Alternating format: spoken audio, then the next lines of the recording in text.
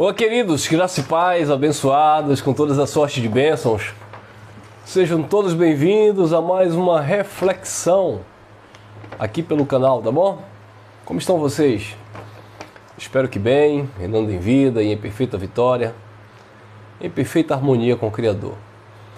Vamos crescer na graça do Pai, vamos aprender sobre este tema, culto da vitória. É isto mesmo. Eu te convido para o culto da vitória. Engraçado, abençoados, é que nós vemos as reuniões dentro das quatro paredes religiosas e o sistema, eles convidam as pessoas para o culto da vitória, culto da família, culto da bênção, culto da consagração, culto disso, culto da prosperidade, culto dos solteiros, culto dos empresários. Olha, culto da vitória, culto dos dizimistas fiéis. Mas será que essas pessoas não conseguem nem entender o significado da palavra culto? Queridos, culto na ideia religiosa é homenagem de caráter religioso ao que se considera divino ou sagrado. Conjuntos de atitudes e ritos pelos quais se adora a uma divindade. Esse é o significado desta palavra culto, nesse sentido religioso, né? Então, como é que alguém vai fazer uma reunião e vai dizer culto da vitória? Então você vai venerar a vitória? Você vai adorar a sua vitória, a sua conquista? Culto da prosperidade. Então você vai ser um amante à avareza, um amante da prosperidade? Culto da libertação, porque esse é o sentido da palavra culto. Homenagem de caráter religioso ao que é considerado divino ou sagrado. Conjuntos de atitudes e ritos pelos quais se adora uma divindade. Então não tem nada a ver, abençoado. Você vê nas fachadas, né? Culto da bênção, culto da vitória, culto da família, culto dos dizimistas, culto dos solteiros, dos casados, culto dos jovens, culto da mocidade, culto das senhoras, culto dos senhores, culto dos obreiros, culto dos levitas. E aí você fica ali, sabe, participando daquela liturgia, daquelas cerimônias, daquelas coisas, mas você nem entende o sentido da palavra culto. E é claro que a palavra culto também, ela tem como adjetivo no sentido de uma pessoa qualificada, tá? Que é outra coisa. Culto, adjetivo de alguém que é qualificado, uma pessoa culta, instruída, civilizada, informada, que tem vários conhecimentos em diversas áreas, que aqui é outro sentido da palavra culto, tá? Mas o objetivo aqui é nós tratarmos nesse sentido religioso.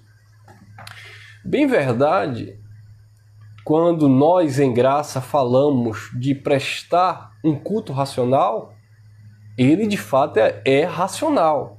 Paulo falando aos Hebreus, se vocês puderem acompanhar comigo, Hebreus não, Romanos capítulo 12, versículo 1, Paulo disse: rogo-vos, pois, irmãos, pela compaixão de Deus, que apresentei os vossos corpos como sacrifícios vivos, santo e agradável ao Senhor. Então olha o chamado de Paulo. Quer dizer, olha a instrução que o apóstolo Paulo estava dando para os irmãos lá em Roma. Rogo-vos, pois, a Deus, rogo-vos, pois, irmãos, pela compaixão de Deus, que apresentei os vossos corpos como um sacrifício vivo. E ele faz essa referência de um sacrifício vivo, porque na lei o sacrifício era morto. Era de um animal que era imolado, né? Que era sacrificado. Então, hoje, nós não estamos, e Paulo estava falando para aquela igreja em Roma, o mesmo Paulo falando na carta aos Romanos, capítulo 8, versículo 2, Paulo diz: porque a lei do Espírito de vida em Cristo Jesus nos livrou da lei do pecado e da morte. A lei do Espírito de vida em Cristo Jesus. O apóstolo João disse: e nós passamos da morte para a vida. Ou seja, eles não estavam mais vivendo debaixo de um ministério de condenação e morte. Eles tinham passado do ministério de condenação e morte para o ministério da vida, o ministério da justiça, o ministério do Espírito. Por isso que Jesus, também falando em João 6,63, Jesus disse: as palavras que eu vos digo são espírito e vida, a carne para nada presta. E Paulo falava na carta aos Coríntios que o ministério do Espírito é o ministério que vivifica. Ele diz assim em 2 Coríntios capítulo 3, ele está dando ali uma instrução acerca daqueles que estavam saindo de debaixo de um pacto de condenação e morte. Ele dizia: não que a nossa capacidade vem de nós mesmos, mas foi Ele que nos capacitou para sermos ministros de uma nova aliança. Não da letra, porque a letra mata, o ministério de condenação e morte, mas do Espírito, porque o Espírito vivifica. Então o chamado é prestar um culto racional com a mente salva mediante o conhecimento do Evangelho. Então, quando Paulo diz: rogo-vos, pois, irmãos, pela compaixão de Deus, que apresentei os vossos corpos como um sacrifício vivo, santo e agradável ao Senhor, aí Paulo conclui: porque este é o vosso culto racional. Então, o culto racional é um culto com inteligência, é uma adoração ao que é divino, ao que é sagrado, ao eterno, ao Criador, não mais no sentido religioso por meio de ritos, mas sim por meio de uma mente que foi transformada, regenerada e lavada mediante o conhecimento da palavra. Então, o que é um culto racional? Irmão Elson, nós em graça prestamos um culto ao Senhor? Sim, um culto racional. Não arrisca ao pé da letra no sentido de ritos, ou atitudes religiosas, não nesse sentido, mas no sentido de termos a compreensão, o entendimento, que estamos vivendo agora na plenitude da graça, o Espírito Santo habita em nós, e é por isso que nós louvamos, nós o adoramos, rendemos gratidão ao Eterno por tudo que Ele é em nossas vidas, pelo chamado espiritual, pela vocação celestial, por nossa condição espiritual diante dele, de estarmos salvos, perfeitos, abençoados com todas as sortes de bênçãos, mente renovada mediante o conhecimento da palavra, sabendo que não há mais condenação sobre as nossas vidas, que ferramenta preparada contra o povo de Deus não prevalece, não prospera, porque de fato Ele cuida de cada um de nós, Ele não te rejeita, Ele não te abandona. Então nisso você vai desenvolvendo uma mentalidade racional, um entendimento perfeito e adorando a Deus com todas as tuas forças, com todo o teu entendimento, com toda a tua racionalidade, e Deus vai se agradando, porque Deus está vendo que você não está servindo mediante obras mortas, mediante obras meritórias, você não está tentando barganhar com Deus, negociar com Deus, comprar Deus, você não está aqui por meio de ritos, por meio de consagrações, obrações, sacrifícios, tentando se chegar a Deus, porque você entende que uma vez que a tua mente foi renovada, que os teus olhos foram iluminados, este culto racional, com este entendimento que você tem do Eterno, do Criador, a mente de Cristo foi ativada e assim você vive em plena conformidade, em plena paz, em plena tranquilidade com o Eterno. Amém? Quem está entendendo? Nós entendemos porque nós temos a mente de Cristo, a mente do Criador, a mente do Eterno. Mas enfim, abençoado, eles não compreendem. Eles não compreendem e eles colocam esses subtítulos, né? Culto disso, culto daquilo, culto da prosperidade, culto da batalha espiritual. E as pessoas ficam, como assim culto da batalha espiritual, culto da guerra, culto... Né, pessoal? Porque eles não compreendem a raiz da palavra, a etimologia da palavra, o significado da palavra. Não procura, na verdade, entender e vive aí. Eu fui de certos lugares, e vocês vão concordar com isso, Olha, segunda-feira, vamos começar domingo, né? Domingo, culto da família. Culto da família. Culto da família eu não vou não, já fui domingo passado. Segunda-feira, culto. Lembrando que culto é o quê? Culto é uma homenagem de caráter religioso que se considera divino ou sagrado, conjuntos de atitudes e ritos pelos quais se adoram a divindade. Mas eles não. Culto domingo da família. Eu vou no culto da família ou não vou. Segunda é culto da oração forte. Olha, irmão, segunda é culto da oração forte. Então eu vou no culto da oração forte. Então ele vai venerar a oração. Ele vai por causa da oração. Quer dizer, ele não se relaciona com o eterno, com o Criador. Ele se relaciona com esses subtítulos, né? Com essas forças de expressões, com essa malícia religiosa. Terça-feira, culto da consagração dos fiéis. Eu sou fiel, ou mesmo que eu não seja, mas eu tenho que mostrar para o meu pastor que eu sou fiel, então eu vou no culto dos fiéis. Quarta-feira, culto da prosperidade. Eu vou porque eu preciso, afinal de contas eu sou ganancioso, afinal de contas eu não fui para a igreja à toa, eu estou querendo prosperar, eu estou querendo ficar rico, porque o meu pastor falou que Deus ia me dar 100 vezes mais. Então eu vou por culto da prosperidade.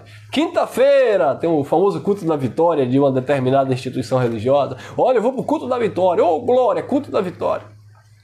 Sexta-feira, culto da libertação forte. Sexta-feira já sabe, né, irmão?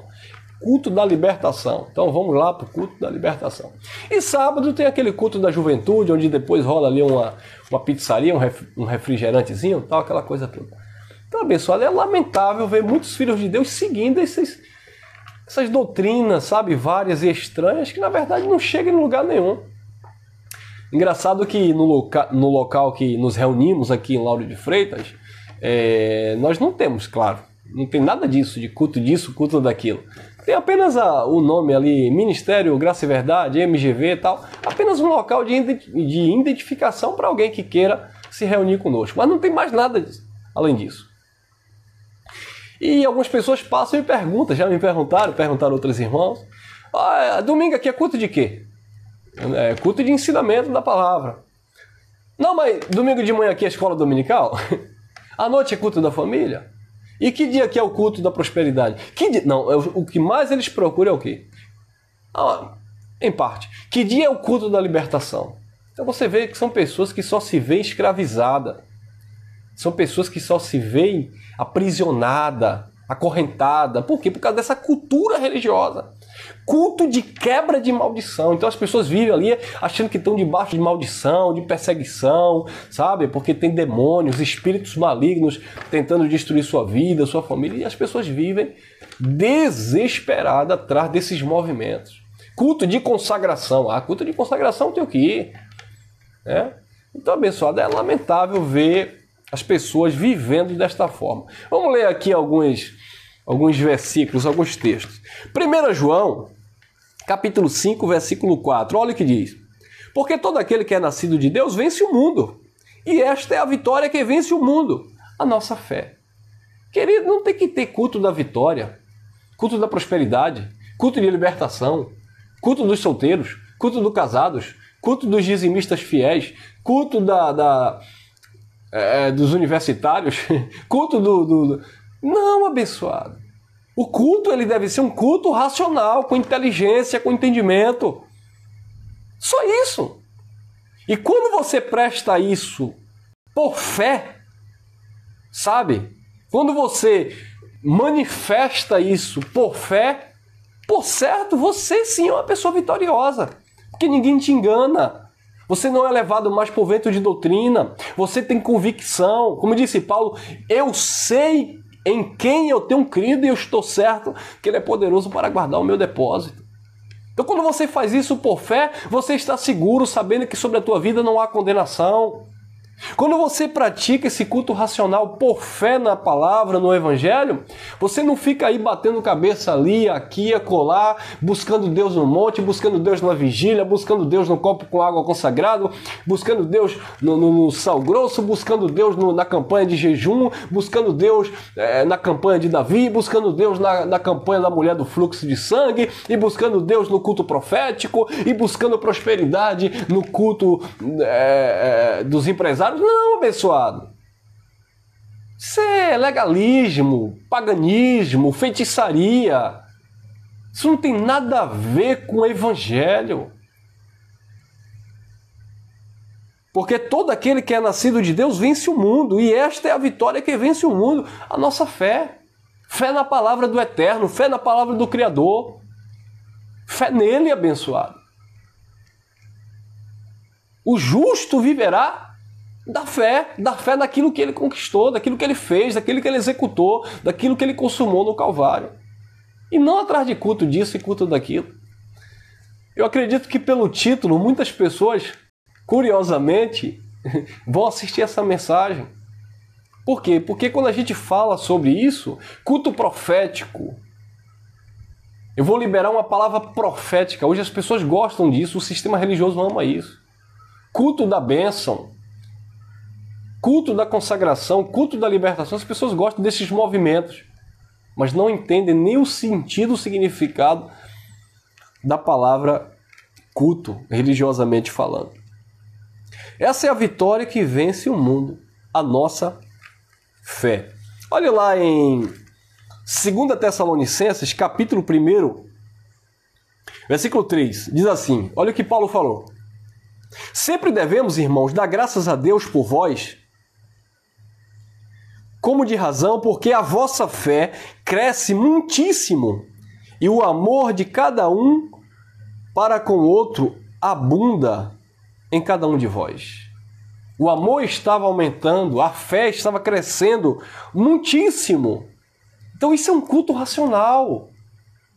É um culto prestado por fé. Sabe? Com convicção, com certeza, com segurança. Não se baseando em ritos.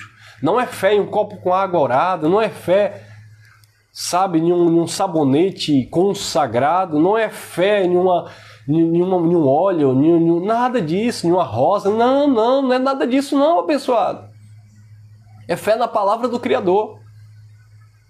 E Paulo disse, a vossa fé cresce muitíssimo e junto com a fé aumenta o amor de vocês, uns para com os outros. Isso é lindo, abençoado. 2 Tessalonicenses, capítulo 3, versículo 1 e 2, olha o que diz também. No demais, irmãos, rogai por nós para que a palavra do Senhor tenha livre curso e seja glorificada, como também é entre vós. Versículo 2.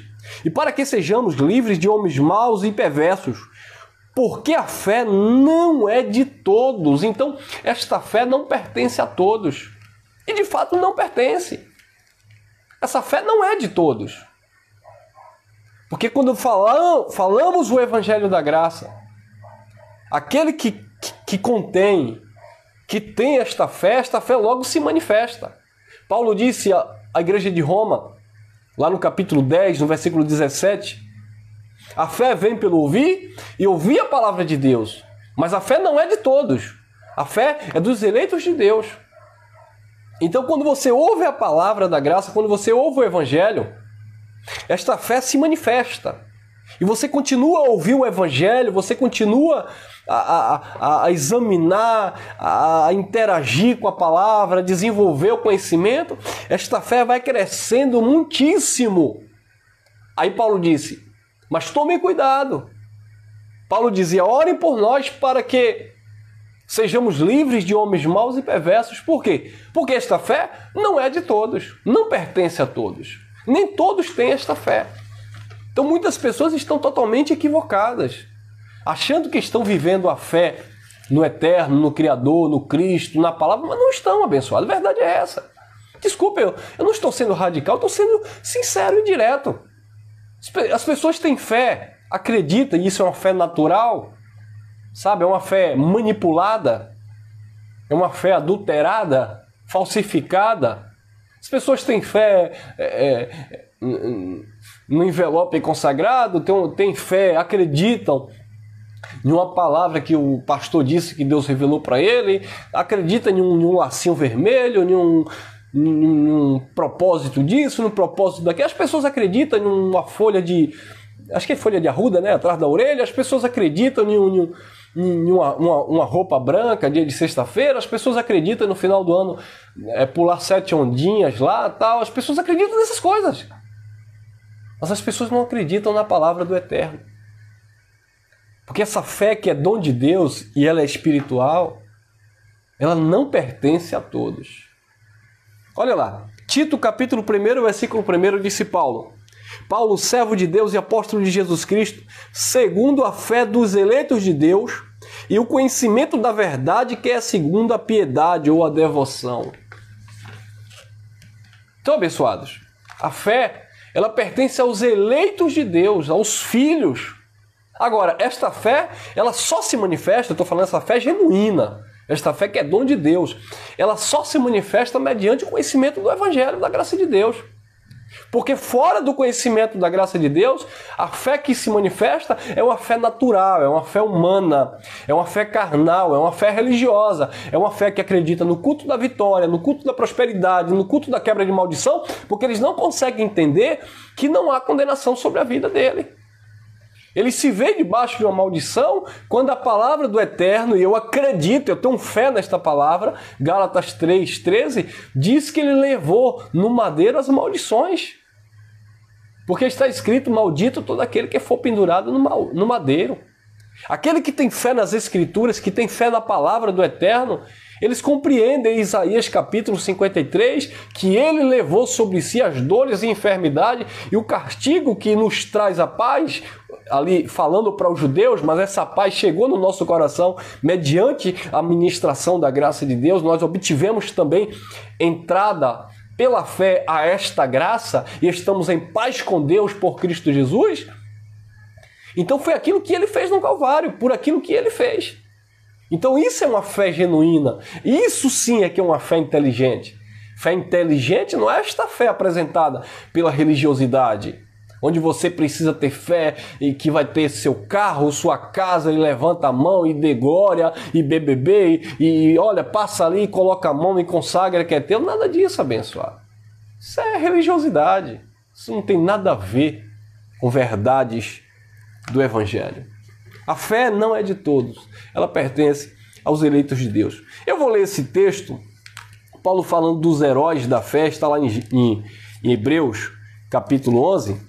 Paulo falando dos antigos, dos heróis da fé, mas isso é bem interessante, porque você vai entender que mesmo lá no Antigo Pacto, mesmo lá na Velha Aliança, os eleitos do Eterno lá na Antiga Aliança, eles não viviam a fé, o dom espiritual de Cristo, mas eles já provavam, sabe, digamos assim, de um pequeno fragmento desta fé. Eles já viviam sombra desta fé. Nós vamos ler. E daqui a pouco eu explico porque era fragmento desta fé.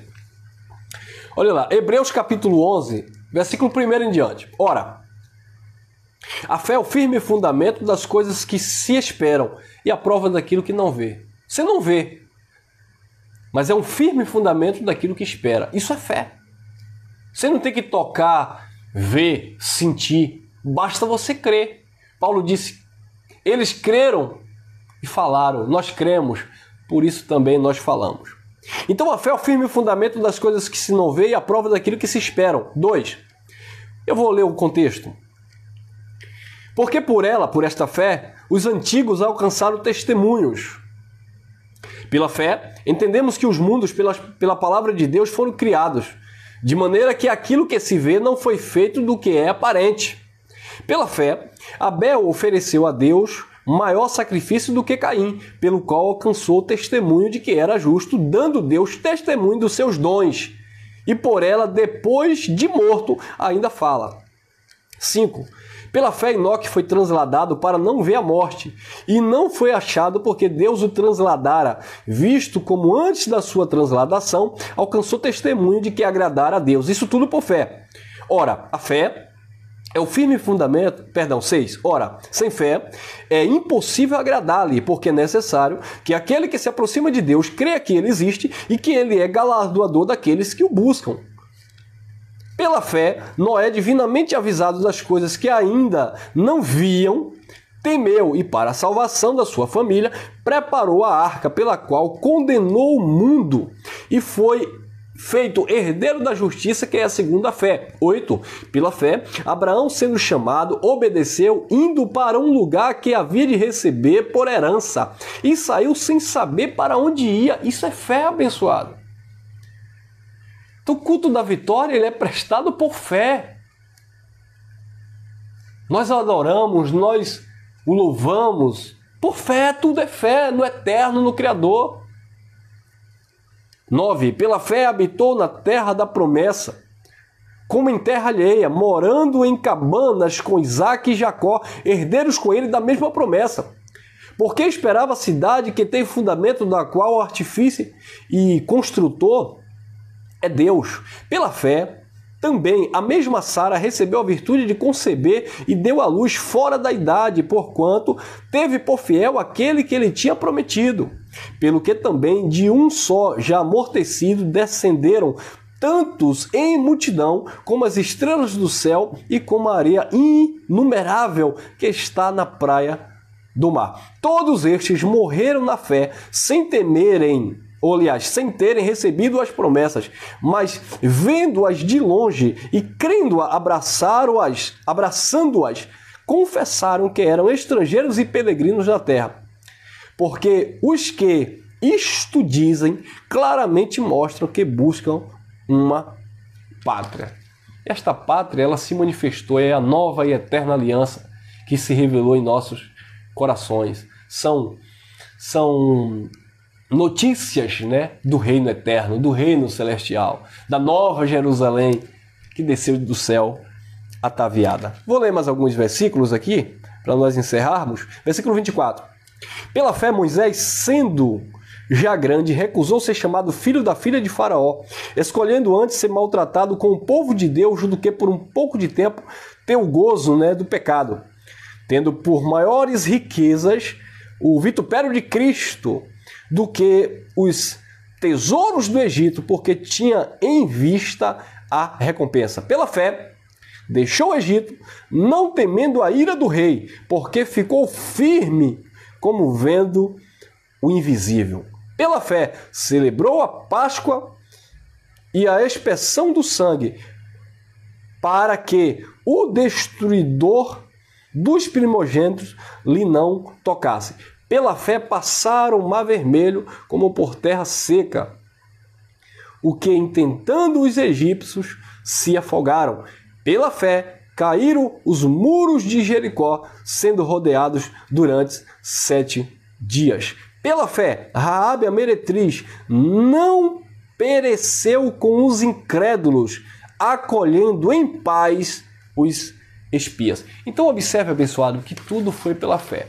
E por que eu disse que isso era fragmento da fé, dom de Deus? Por que você me diz isso, irmão Elcio? Olha o que está em Gálatas, capítulo 3. Gálatas, olha lá, Gálatas, capítulo 3, deixa eu ver se eu encontro aqui, Gálatas, capítulo 3. Bom, Gálatas, capítulo 3, versículo 22 em diante.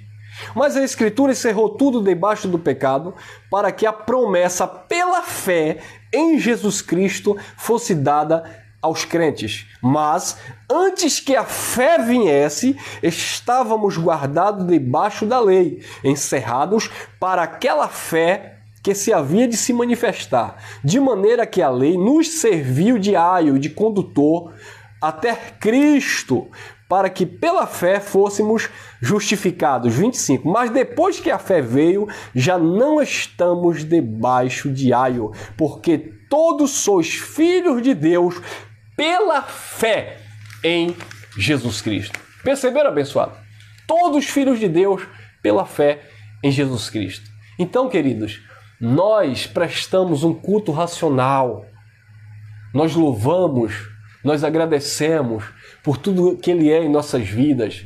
Nós não estamos aqui, sabe, sem entendimento, como que batendo no ar, como que correndo à toa. Não. Esta palavra chegou em nossas mentes, chegou em nossas vidas, com entendimento, abriu os nossos olhos, iluminou a nossa mente, e é por isso que nós estamos louvando e adorando aquele que vive e reina para todo sempre, tá bom? Fique com mais essa reflexão, eu espero que você tenha sido edificado. Então esse é o nosso culto racional, que prestamos ao Eterno pela fé, por fé, naquilo que Ele é, não naquilo que eu posso fazer, mas aquilo que Ele já fez e aquilo que Ele já estabeleceu para o seu povo. Pela fé, eu creio nas Escrituras, creio na palavra, que diz que a igreja de Cristo, a igreja do Eterno, ela está limpa, santificada, sem mancha, sem ruga e nem coisa semelhante. Mas ela está irrepreensível